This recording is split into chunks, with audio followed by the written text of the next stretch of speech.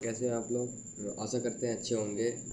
तो आज के इस वीडियो में हम एक और इम्पोर्टेंट क्वेश्चन लेंगे जो कि यूनिट नंबर 5 से आता है, जिसका नाम है उस यूनिट का नाम है फाइबर ऑप्टिक्स। और इस टॉपिक का नाम है लेज़र। लेज़र दो प्रकार के हमारे सिलेबस में है, एक रूबी लेज़र और एक हीलियम नियॉन लेज़र। तो आज हम डिस्कस करेंगे रूबी लेज़र के बारे में। ठीक है, रूबी लेज़र के बारे में आज हम डिस्कस करेंगे। तो देखते हैं। देखो, Ruby laser is a solid state laser.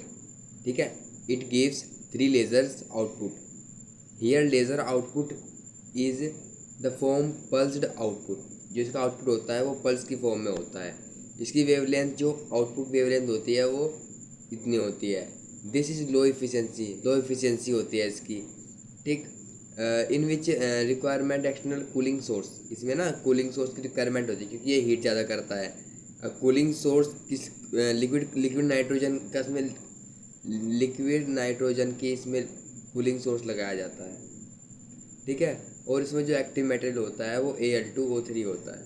ठीक है, क्योंकि हीट हाई होती है तो जिस लेज़र में ये सारे गुण पाए जाते हैं उसको रूबी लेज़र बोलते हैं।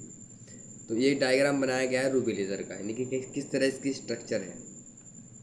तो मैं आपको उसकी स्ट्रक्चर के बारे में बताऊँ थोड़ा सा। देखिए, देखो ये तो कोयल हो गई। ये कोयल सीधा पावर सप्लाई से जुड़ी हुई होती है। ठीक है, ये लिक्विड नाइट्रोजन ये पूरे उसमें भरी हुई होती है। ठीक है, अच्छा, और इसकी जो ये पाइप है ना, इसके अंदर जो होता है आपका Al2O3। ठीक है, और ये लेजर बीम 6943 की यहाँ पर आउटपुट निकलती है। ठीक है, देख लेना, कंस्ट्रक्शन देख लेना इनके। रूबी लेजर के पैरामीटर्स क्या हैं, मैंने सोर्स में लिख दिए हैं, आप भी देख लेना एक बार। ठीक, ये ऑप्टिकल कैविटी, दो इसमें ऑप्टिकल यूज़ किए जाते हैं। एक तो जो आपका 100% रिफ्लेक्टिव हो और एक आपका पार्शियली रिफ्लेक्टिव हो। और इसमें एनर्जी पंप सोर्स होता है इसमें आर्सेनिक लैम्प जियान। It's gives 1 ampere approx. Active material इसमें क्या होता है Al2O3 और थोड़ा सा क्रोमियम भी होता है। तो ये भी इम्पोर्टेंट है इसका। ये cooling source requirement I have already told you, liquid nitrogen. तो देख लेना आप इसे भी। अब बात करते हैं इसकी वर्किंग की। वर्किंग मैं आपके सीधे सब शब्दों बता देना, फिर आप जो मैंने लिखे हैं नोट्स, इन्हें पढ़ लेना एक बार। तो मैं आपको इसकी वर्किंग समझा देता हूँ यहाँ पे डायग्राम की हेल्प से। ठीक है, तो जहाँ देखिए, तो मैं आपको उसकी वर्किंग समझा देता हूँ। होता क्या है इसमें, जब एब्जॉर्प्शन हुआ नहीं होता है तो उस टाइम पे क्या होता है, यहाँ पर बहुत सारे एटम्स होते हैं। ठीक है, अब इन एटम्स के ये एटम्स जो होते हैं ग्राउंड स्टेट में होते हैं। ठीक है, जो नीचे वाली एनर्जी है E1, इससे बोलते हैं हम ग्राउंड स्टेट। ठीक है, एक्चुअली में जो रूबी लेजर होती है उसमें 3 तरह की स्टेट्स होती हैं, ground state, metastable state and excited state या सॉर्टेड लिव्ड स्टेट। इसको ही हम एक्साइटेड स्टेट भी बोलते हैं। तो हमें क्या करना होता है, हमें इन एटम्स को हमें एक्साइटेड स्टेट में जाना होता है ताकि ये हमें कुछ एनर्जी को एमिट कर सके। तो ऐसे करने के लिए हम क्या काम करते हैं, एक external power source, external pumping जिसे हम बोलते हैं। अब वो पंपिंग होती है 5500 एंगस्ट्रॉम की। तो वो जैसे इसे दी जाती है तो ये एक्साइटेड होता है। और ये एनर्जी कितनी होती है, ये एनर्जी होती है हमारी E3 - E1 हमारी ये एनर्जी होती है।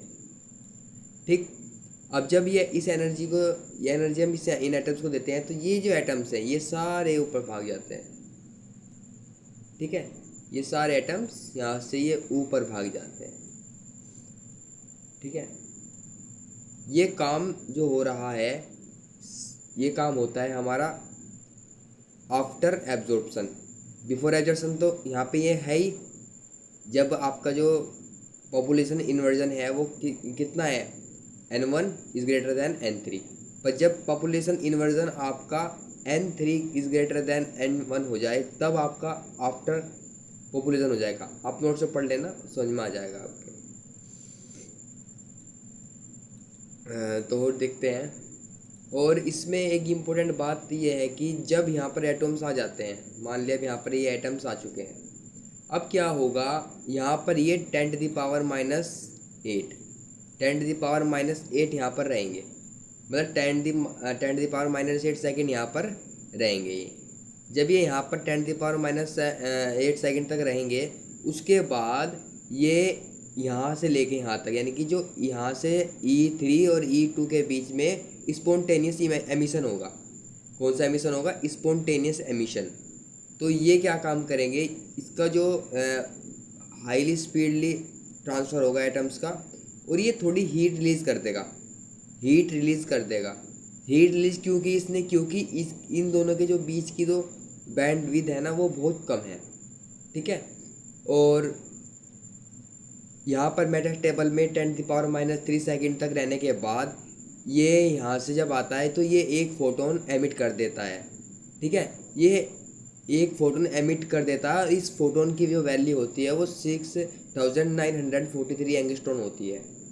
तो अच्छी बात यह है कि जो ये फोटोन मिलता है हमें, ये विदाउट एक्सटर्नल पावर सोर्स मिलता है, इसीलिए हम इसे कहते हैं स्पॉन्टेनियस एमिशन। तो सेकंड स्टेप क्या होता है, जब हम इसे पावर सोर्स दे देते हैं तो इसके पास ऑलरेडी एक एटम फोटोन है। तो जब इसे हम एक्सटर्नल पावर सोर्स देते हैं तो यहाँ पर क्या होता है कि एक और फोटोन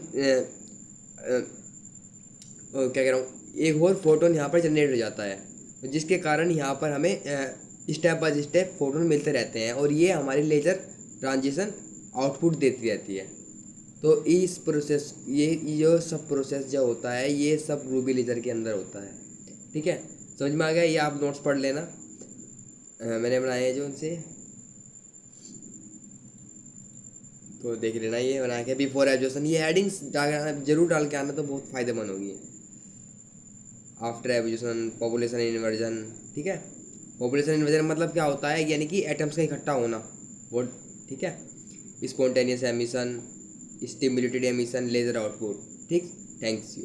और यार तुम लोग सब्सक्राइब नहीं करते यार, सब्सक्राइब कर लिया करो, ठीक है।